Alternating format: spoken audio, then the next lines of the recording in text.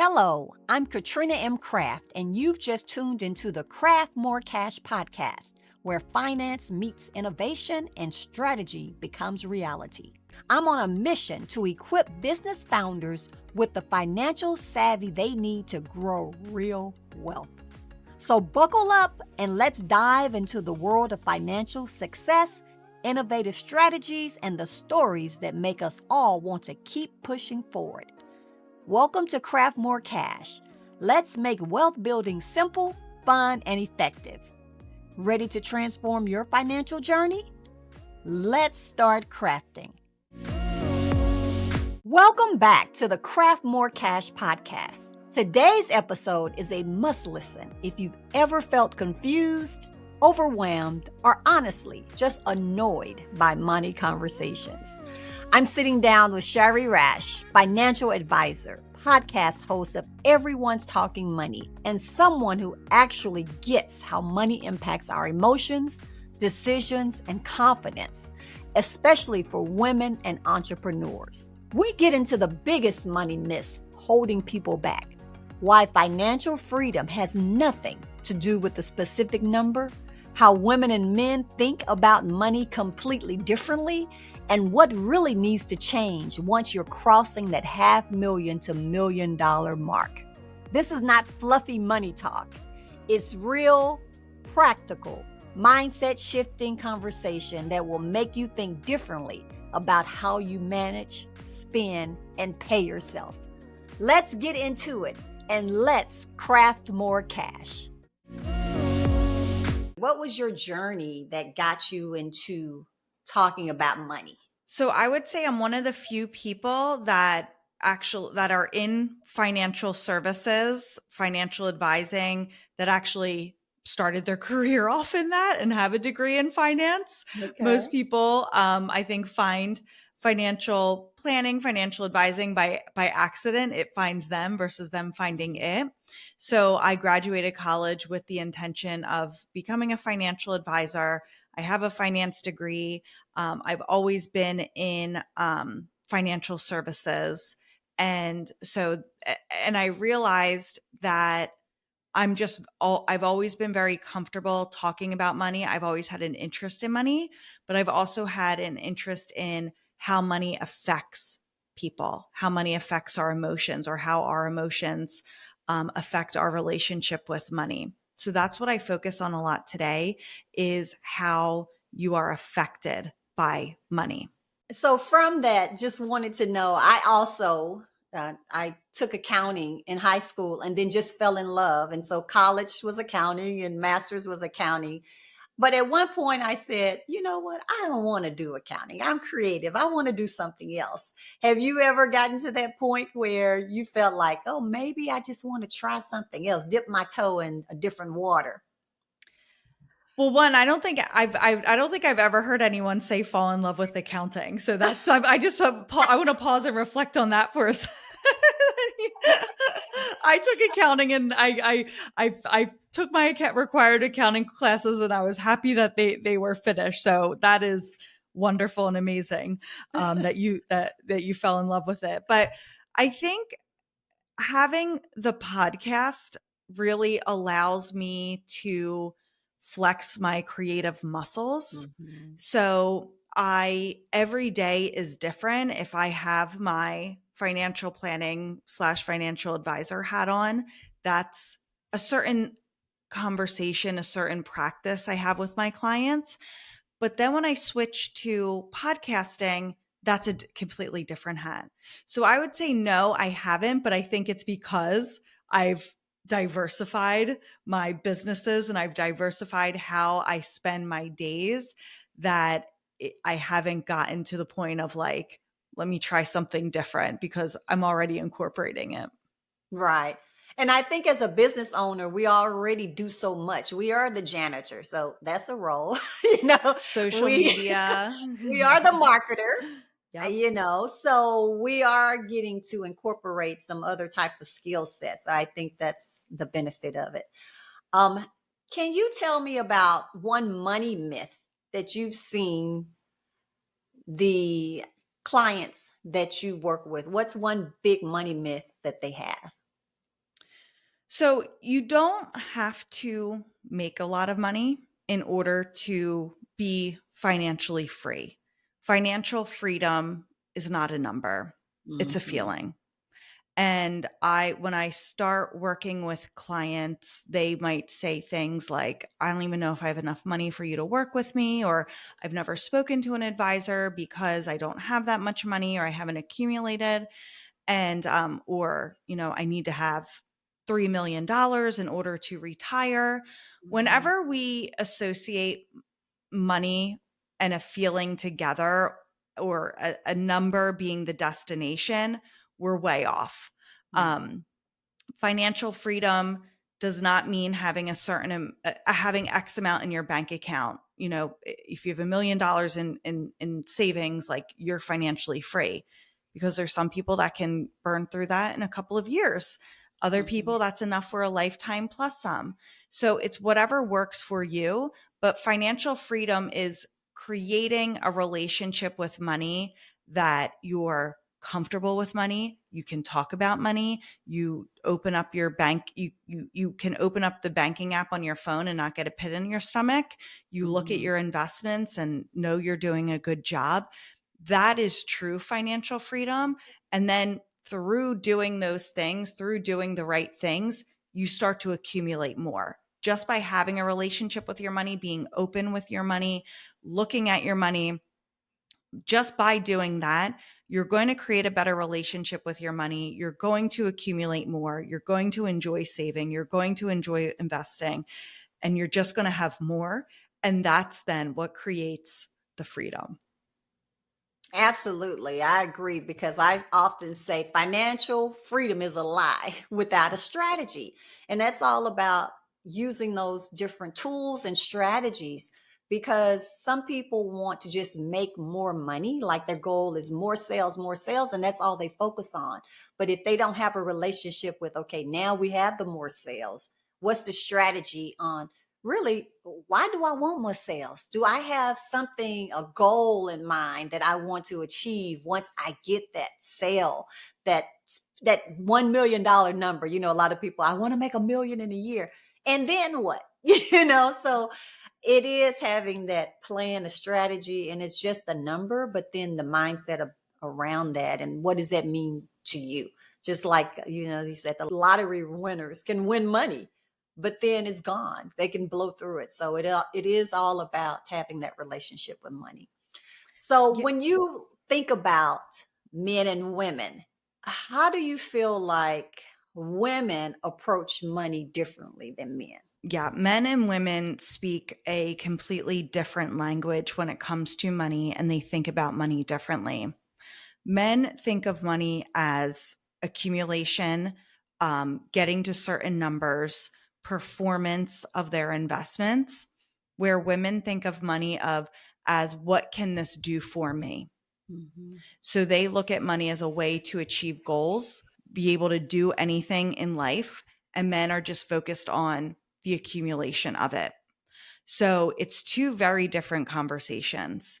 So if I'm sitting down with clients, a husband and wife, and we're talking about their child's 529 college savings account, for example, and I'll say the account performed 7% this year, which means if it keeps performing this way, in 5 years, when your child is entering college, you will have enough money to pay for 5 semesters, whatever. Mhm. But what that does, it's two very different sentences, because I'm appealing to the male brain by saying it performs 7%, because that's what they care about. And then I'm appealing to the female brain by saying, and that means it's going to be able to pay for XYZ. So Mhm. what is it going to do for me? If I would have just left it as it performed 7%, the woman, 50% of my audience would say, would leave the room going, I don't know if that's good, or is that good or bad? What does Mhm. that mean for me? But that's where traditional financial advice gets it wrong, in that financial services in general is male dominated. As far as financial advisors go, there's 16% of financial advisors are female. Mhm. And given that men and women speak and think about money differently, that means that 84% of the information you're hearing is not in your voice if you're a woman, which then just from that makes it confusing and overwhelming. And it's not, checking the box. It's not scratching the itch of your financial questions. So by just shifting and understanding the way women think about money and just changing the conversation slightly, it now gives everyone a seat at the table. So it's very important for advisors and financial planners to understand that. And even the industry is shifting. 50% of the population's women. There's going to be a period in time where women inherit trillions and trillions of dollars. It's called the Great Transfer of Wealth. And more male advisors are now focusing on women because they know women are inheriting this money. So is it a little bit disingenuous? I would say so. But if they don't change, though, the way they speak about money and understand their audience, their message is they're never going to be able to resonate with female clients. So that's where financial services needs to adjust. And I think with now having more of a focus on financial planning versus just investment management, that's appealing to the female brain much more, because now we're planning, we're goal setting, we're having these conversations. It's a lot more touchy-feely versus what it was in the past of buy this stock, get this return, get this dividend, see you in a year. That is so interesting. I did not realize that only 16% are women in the financial planning and investing arena. And knowing of the transfer of wealth. Now, I've heard that it was a transfer of wealth, but I didn't know it meant from men to women. I thought it was just saying like baby boomers, are transferring wealth. And I didn't know that women now would have more money. So it is important that we are not afraid of money. I mean, historically, men in the household would control money, and sometimes to the effect where women would have blinders on. I mean, you need to be aware of what's happening, because I've seen clients where their husband dies and they have no idea what was happening. And so they're really at a loss. And at a time of grieving, then you're trying to figure out this money. And so it's important that we start early, like even having your children at the table to understand money and to feel comfortable with it and not to feel like it's a bad thing. I tell women, don't be afraid of money. Don't be afraid of trying to get more money, because that's your power. That's your power to invest in communities. We want money for reasons. Like you said, we want to know how that impacts. So we have the impact and the power when we have the money to make the decisions that we want for our communities and our families. And I'm wondering, in the financial investment and planning space, is there conversations around how to discuss money differently with men and women? Or is that something you just learned because you've seen it firsthand on the differences on how to communicate? I would say it's mentioned, it's talked about slightly. There's a 94% chance as a woman you are going to be the sole financial decision maker at some point in your life, whether that's due to never getting married and always managing your money yourself, whether that's due to divorce or widowhood. So if there's a 94% chance you're going to manage your own money, then you're right. You need to have the conversations. You need to be involved, because imagine in the example that you gave of husband passing away, you're already going through that terrible experience. Imagine now being thrown into trying to figure out where all the accounts are, pay the bills, do all of these things, continue retirement income without ever knowing anything about money before that. I mean, the stress and the emotional anguish, it's just terrible. So it's like you owe it to your future self, because statistically women outlive men. You owe it to your future self to be involved somewhat. And that doesn't mean, and we often take it to extremes. Like we don't talk about money because for some reason we think that talking about money means, you're going to know everything about my financial situation. I'm going to tell you how much I make, how much I have in my bank accounts, all of that. I talk about money all day, every single day, as do you. No one knows how much money I make or how much I have in my bank account. So we can talk about money without talking about our personal balances. And I think that gets lost a lot of the time. But also, being involved with your money, women take that to the extreme as well. Being involved with your money does not mean picking the stocks and making trades and doing all of this stuff. It just means knowing where it is, knowing how much you have, right? Being just being privy to that information. That's knowing about your money. We don't need to know it inside and out, but you need to know something. And to your question of, is this talked about? It is, but honestly, you'll see like the canned presentations from companies that, help advisors or provide products and services to advisors. And they're all kind of the same when it comes to women and money. It's all kind of the same statistics. It's the same sentiment. How I really learned this is by speaking with people that aren't financial advisors, by speaking with financial therapists and coaches and money mindset coaches and all these other experts that I have the honor of speaking to every day on the podcast. That's how I learn about how women think about money, because I don't think the same way other women do about money, right? I like to be involved in it. I want to be involved in it.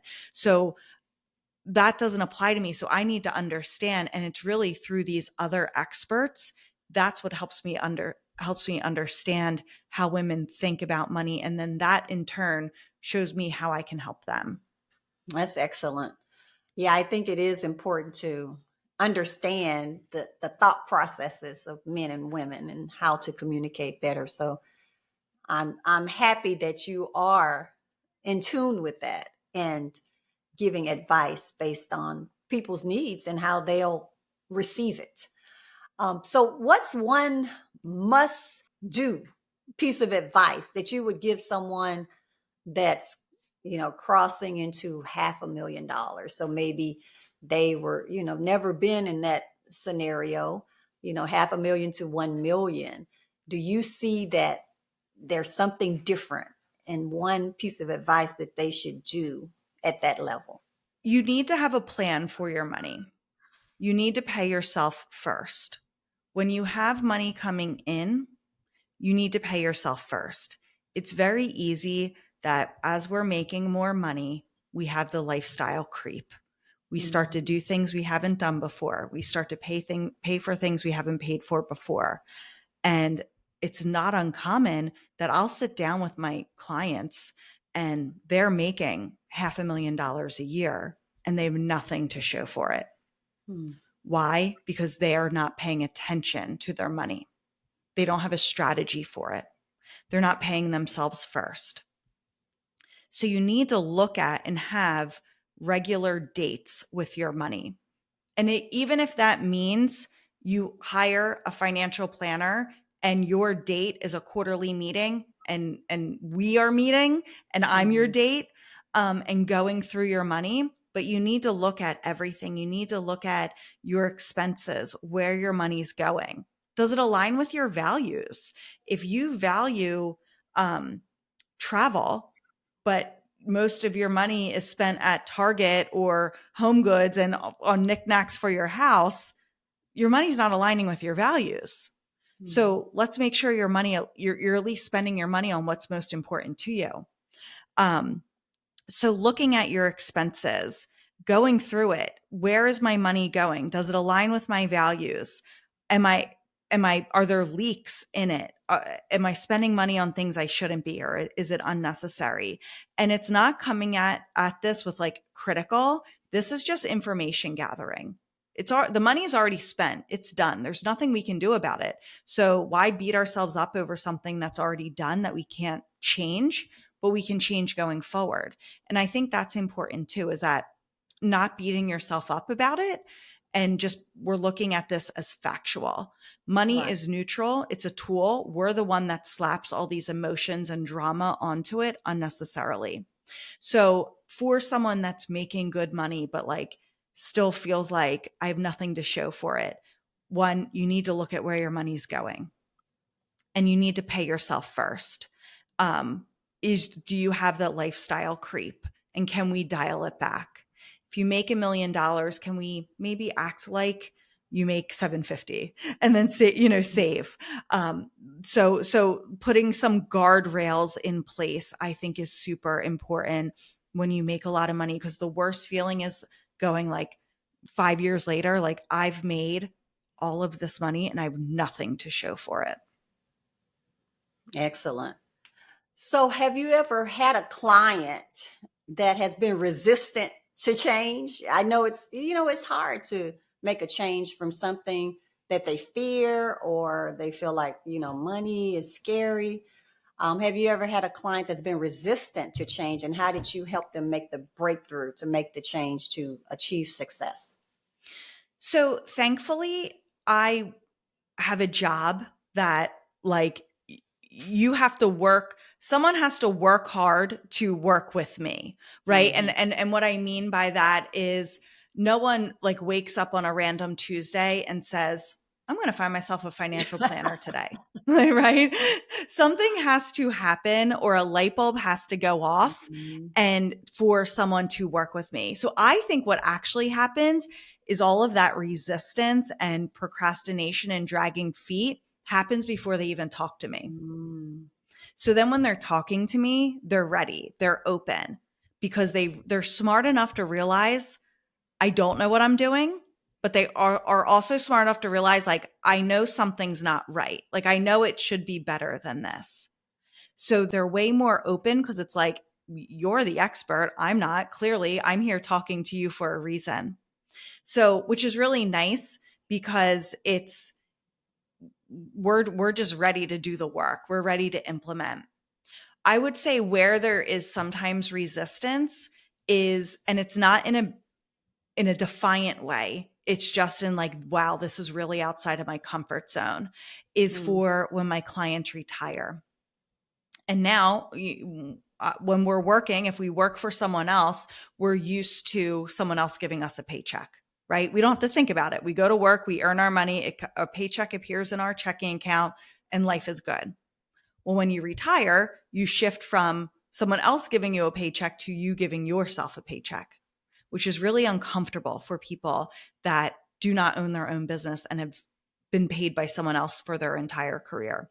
So that's where I see resistance of, I'm scared to spend money because I'm Mm-hmm. afraid I'm going to run out of it, because I've never paid myself before. And are we doing the right things? And I can show all the models, all the graphs, everything. But until something happens for it to click in their head to go, this is okay, that's where I get a little bit of pushback. And oftentimes they just want me to say, yes, you can spend this money. Yes, you can go on the vacation. It's going to be okay. They just need that from me. Yeah, and that goes back to, it's all about, you have that roadmap and you have a strategy. So they see that you can have this amount of money, and as you retire, you're going to have so much a year. So if they don't wait and they come to you before they retire, they're going to be more secure that they have a plan that they can see and feel and know that it's realistic. Unfortunately, like you, people come to me sometimes when it's too late, or when they felt the pain, or, they have an audit, or they're behind in their taxes 3 years, or they know that they owe and they want to figure out how can they do better. So I wish people, I don't know if that's fear, of not feeling they're not ready, because maybe they feel like, I don't have enough money to work with a financial advisor or a tax strategist. I don't make enough yet, or I'm scared about money, or I hate money. And so they just delay it. And sometimes that's not the best situation. And most times it's not the best situation. So I really try to encourage, especially business owners, when you're thinking about setting up a business, you need to meet with your attorney. You need to meet with a tax strategist, accountant, and you need to meet with the financial advisor, because they're going to help you make sure is this the best time for you to start your business first? Like how I did, my financial advisor would have cringed because I was in debt, but I still bought the property. So, but still, I had enough money education myself. And so I came into the situation knowing I had coaches that were real estate coaches. So I didn't make those decisions by myself. So what I'm saying is it's important to really seek out the experts and the people that can work with you to help you make those decisions.